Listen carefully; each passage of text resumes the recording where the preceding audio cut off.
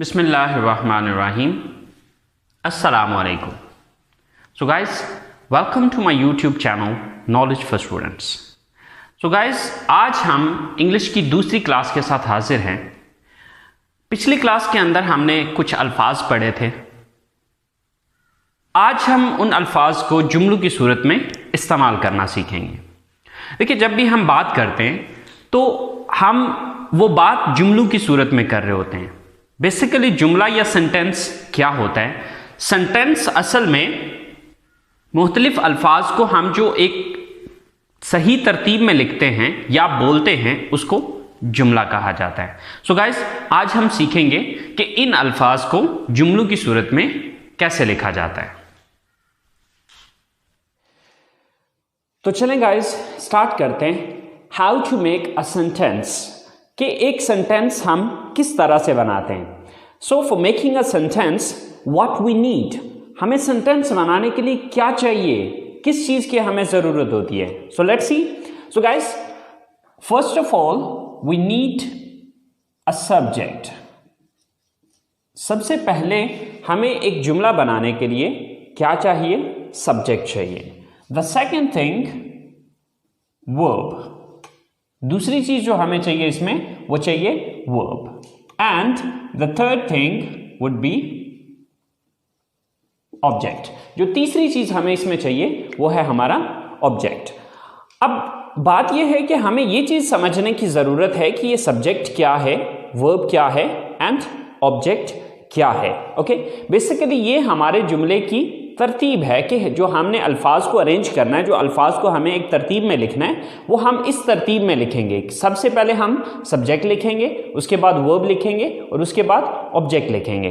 But सबसे पहले ये समझ लेते हैं कि ये सब्जेक्ट क्या है, वर्ब क्या है एंड ऑब्जेक्ट क्या है. So let's talk about that. तो सबसे पहले हम ये समझते हैं कि सब्जेक्ट क्या चीज है. So guys, subject is a word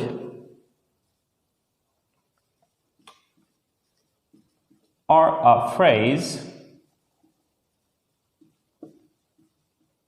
which shows who or what does the action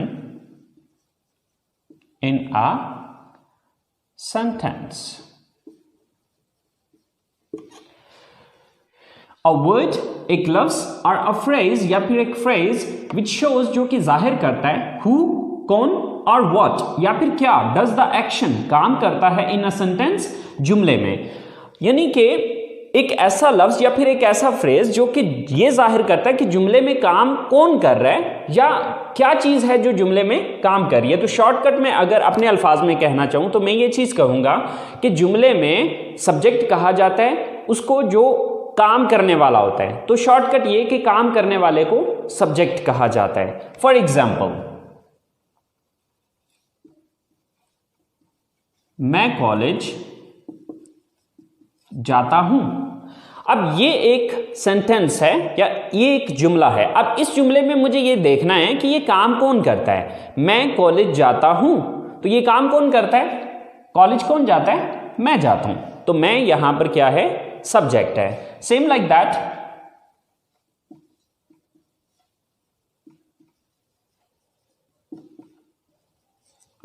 हम क्रिकेट खेलते हैं. अब हम क्रिकेट खेलते हैं, इस जुमले के अंदर ये काम कौन करता है? क्रिकेट कौन खेलता है? हम खेलते हैं. सो हम यहां पर सब्जेक्ट है.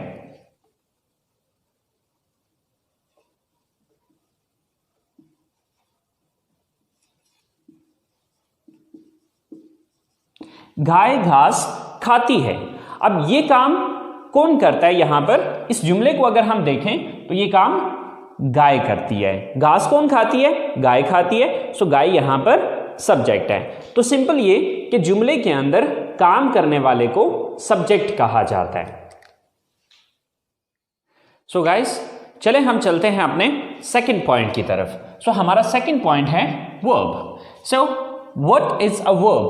वर्ब होता क्या है? तो चले देखते हैं. अ वर्ड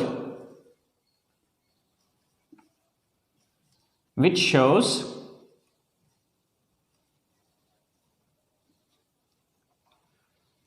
द एक्शन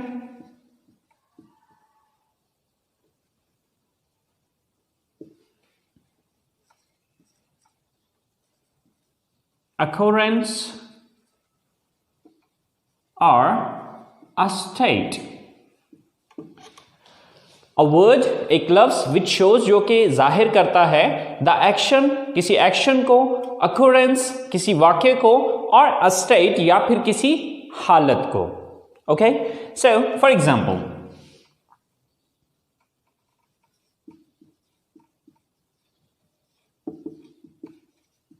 मैं कॉलेज जाता हूं. सो यहां पर काम करने वाला कौन है?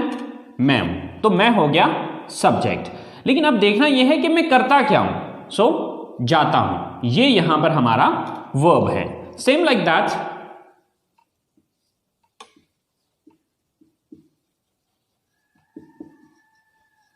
हम क्रिकेट खेलते हैं. ये काम कौन करता है? हम करते हैं. तो हम हो गए सब्जेक्ट. अब हम करते क्या हैं? खेलते. सो खेलते यहां पर वर्ब है. Okay,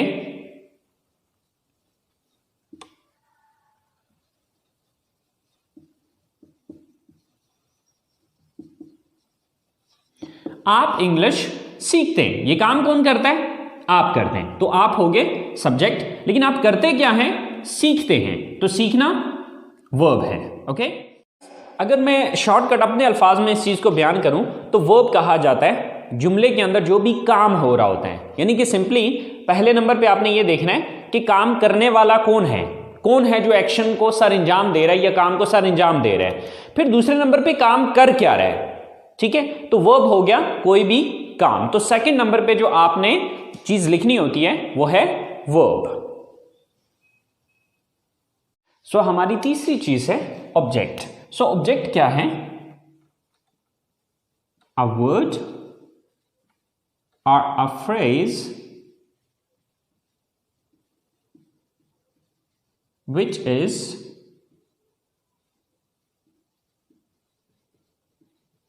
affected by the action of a verb. A word एक लफ्ज और अ फ्रेज या फिर एक phrase which is affected by the action of a verb, जिस पर किसी वर्ब का या किसी काम का असर हुआ होता है. तो यानी कि शॉर्टकट अगर मैं अपने अल्फाज में समझाऊं तो जिस चीज पर काम वाकया हो रहा होता है उस चीज को ऑब्जेक्ट कहा जाता है. मिसाल के तौर पे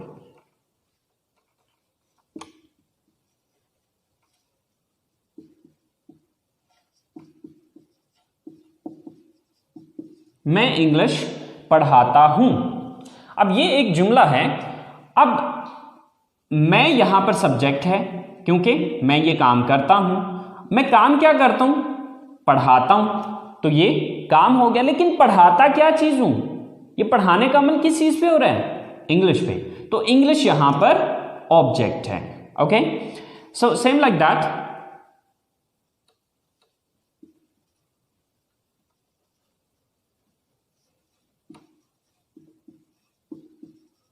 गाय घास खाती है. सो ये काम कौन करता है? गाय करती है. सो गाय सब्जेक्ट है. काम क्या करती है? खाती है. सो ये वर्ब है. लेकिन खाती क्या चीज है? ये खाने का अमल किस चीज पे हो रहा है? घास पे हो रहा है. तो घास जो है ये ऑब्जेक्ट है. ओके, सो आपने ये चीज याद रखनी है कि हमारा जो ऑब्जेक्ट है वो क्या चीज है? जिस चीज पर काम वाक़या हो रहा है. ओके, अगर मैं सादा अल्फाज में इस स्ट्रक्चर को समझाना चाहूं तो सिंपल मैं ये कहूंगा कि सब्जेक्ट काम करने वाला, वर्ब काम, एन ऑब्जेक्ट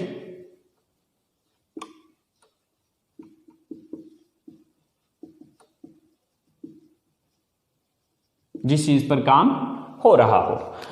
जब भी आपने एक उर्दू जुमले को इंग्लिश में लेके आना है तो उसके लिए आपने इस तरतीब को फॉलो करना है या इस ऑर्डर को, इस अरेंजमेंट को फॉलो करना है कि सबसे पहले आपने उर्दू जुमले के अंदर ये चीज़ देखनी है कि इस जुमले में काम कौन कर रहा है. सबसे पहले उसकी इंग्लिश लिखनी है.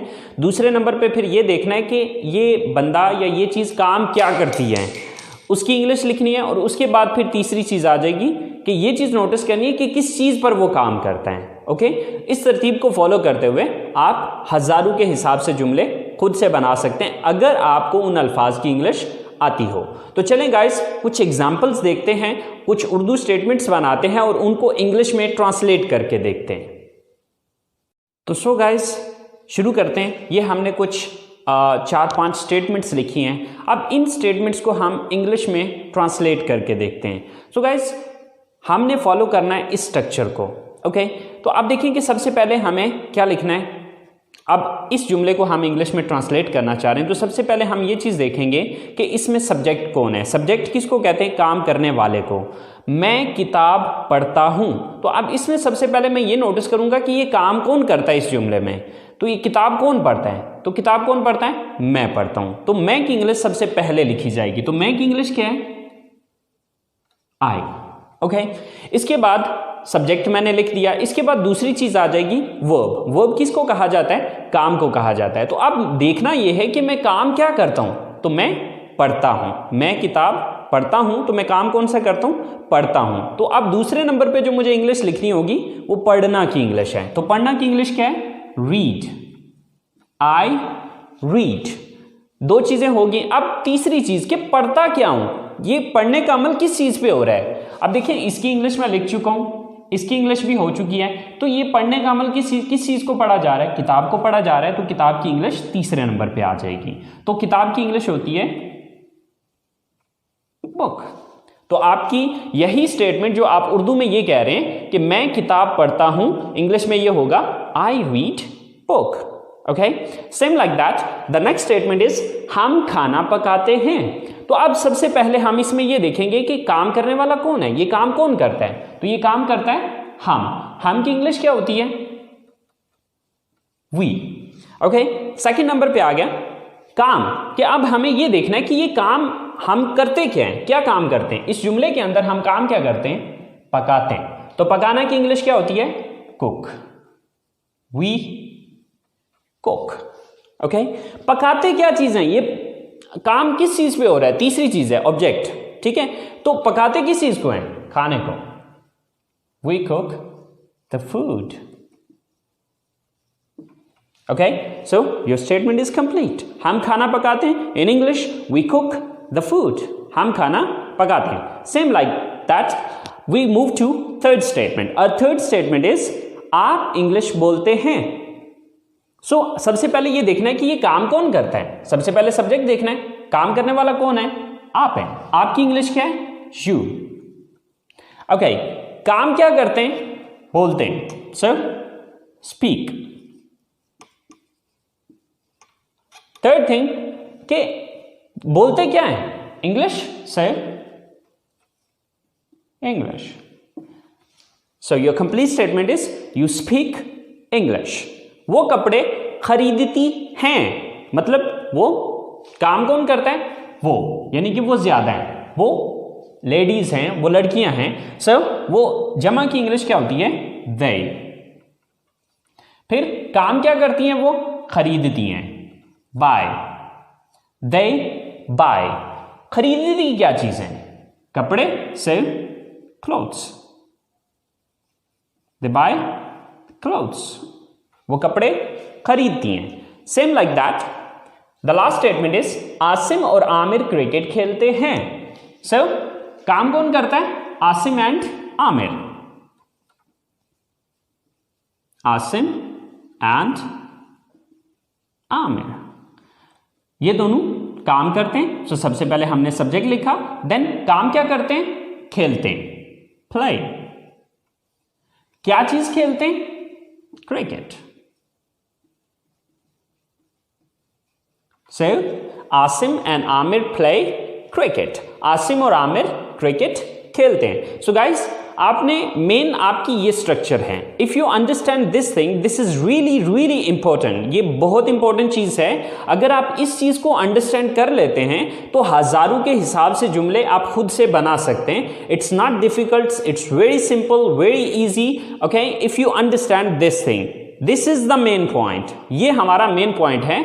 और अगर आप इस चीज को समझ जाते हैं तो आप आसानी से हजारों के हिसाब से जुमले बना सकते हैं। अगर इन अल्फाज की आपको इंग्लिश आती हो। ओके, सो गाइस आज हमने सीखा कि एक सिंपल सेंटेंस बनाने के लिए हमें किन चीज़ों की ज़रूरत होती है। तो हमने समझा कि हमें 3 चीज़ों की ज़रूरत होती है। Number 1 subject, number 2 verb and number 3 object. Subject मैंने बताया कि काम करने वाले को सब्जेक्ट कहा जाता है। ये आपकी सबसे पहली चीज़ है जो आपने उर्दू से इंग्लिश में ट्रांसलेट करते हुए सबसे पहले नंबर पे रखनी है।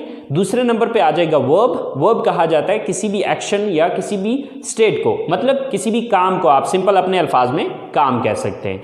कि देखना ये है कि जो काम करने वाला है वो काम क्या कर रहा है। और फिर तीसरे नंबर पे ऑब्जेक्ट, यानी कि ये काम किस चीज़ पर हो रहा है। बस ये तरतीब आप अपने जहन में रखें और इस तरतीब को मद्देनज़र रखते हुए आप हज़ारों स्टेटमेंट्स आसानी से खुद से बना सकते हैं। सो गाइस, ये आप लोगों का होमवर्क है।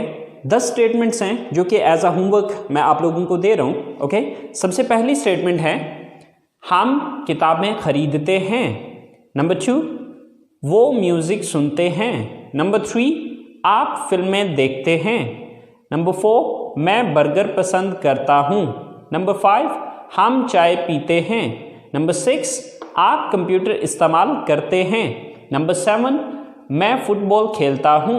नंबर 8 आप उर्दू बोलते हैं। नंबर 9 अली और साकिब कॉलेज जाते हैं। और नंबर 10 हम जूस पीते हैं। सो गाइस, ये 10 स्टेटमेंट्स आपने अपने तौर पे कोशिश करनी है, खुद से आपने इन स्टेटमेंट्स को बनाना है और बना के इनको बोलने की कोशिश करनी है। बिकॉज स्टेटमेंट्स लिखना अलग चीज़ होती है, इनको बोलना एक अलग चीज़ है। सो हम बात कर रहे हैं स्पीकिंग की। ओके, सो आप जितना ज़्यादा आप इन अल्फाज को, इन जुमलों को अपनी ज़बान से अदा करेंगे उतना ज़्यादा आपकी रवानी बनती चली जाएगी। सो गाइस, कल ये स्टेटमेंट्स मैं खुद भी बना के आपको बताऊंगा, तो आप देख लीजिएगा कि आपने उन स्टेटमेंट्स को कैसे बनाया था और मैंने इन स्टेटमेंट्स को कैसे बनाया है। अगर कोई थोड़ी बहुत मिस्टेक हो गई है, डजंट मैटर, स्टार्ट है, स्टार्ट में डेफिनेटली थोड़ी बहुत मिस्टेक्स होंगी, बट कोई मसला नहीं है। आपने कोशिश करनी है अपनी तरफ से इस काम को करने की, and with the passage of time इंशाल्लाह आप अपने अंदर चेंजेस देखेंगे कि आप इस चीज़ को इम्प्रूव कर रहे हैं। सो गाइस, उम्मीद करता हूँ आपके आज के लेसन को आप लोगों ने एंजॉय किया होगा, एंड इंशाल्लाह ज़िंदगी रही तो मुलाकात होगी आपसे अगले लेसन के साथ। Wish you all the best. So अल्लाह हाफिज़।